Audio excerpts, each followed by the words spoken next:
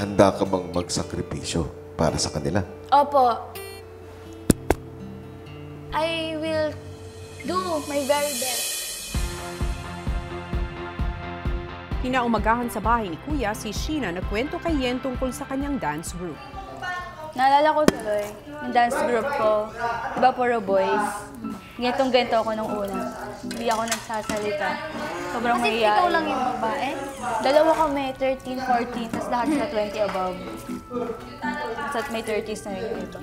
Pag average na sabi mo 27, kasi 28, 24. Hindi ako nagsasalita, sobrang tahimik ko. Saka lang ako magsasalita pag may kumausap sa akin.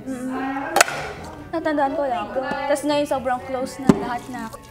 Parang di mo akalain, no? Kapag isang grupo na puro lalaki ng katawan, hip-hop, tapos bigla may dalawang batang babae. Parang di mo ma-imagine. Maya-maya lang, pinatawag ni Kuya si Sheena sa confession room upang mas malaman ang kwento ng buhay nito bilang mananayaw. Doon sa inyo, sumasayaw ka ng marami kang kasama. Yes. Kaya po, sanay po ako talaga sumasayaw ng grupo instead sa solo po. Ano ba yung pangalan muna ng grupo niyo? M1T or Most Wanted. Sabihin niyo po nasa 20 po lalaki, tapos 2 lang pong babae. Anong pakiramdam, Sheena, na mapasama sa isang malaking grupo? Nung una po, akala po namin hindi po kami makakasabay. Sobrang nakaka-proud po kasi po talagang ginawa po namin yung best naming babae na makisabay sa kanila.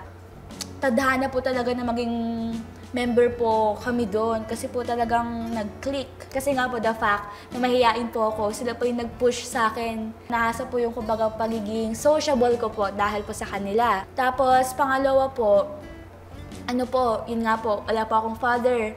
Pero po sa grupo ko po, sobrang dami ko pong kuya na halos yung iba, pwede ko na po maging father. Advice sa'yo, inaalagaan ka, minimake sure na okay lang ako. Talaga, swerte ko sa mga kuya ko. So yun po, piniramdam po nila sa akin yung pagmamahal ng isang kuya / father. Sobrang sarap sa feeling na dami ko pong kuya.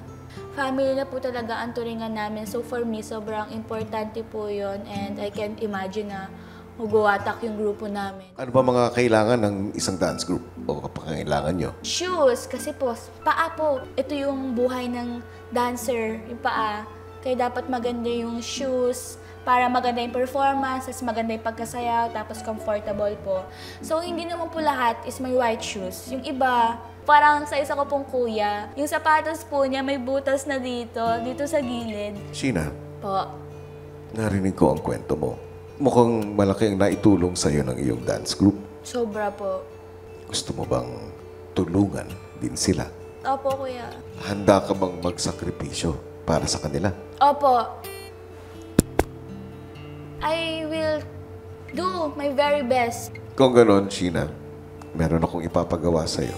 Opo. Dahil gusto mong tumulong sa iyong dance group, ikaw ay magiging Human Dance Arcade. Ang pangalan ng larong ito ay Sinayaw, Sumunod Ka Sa'kin. Ang ganda.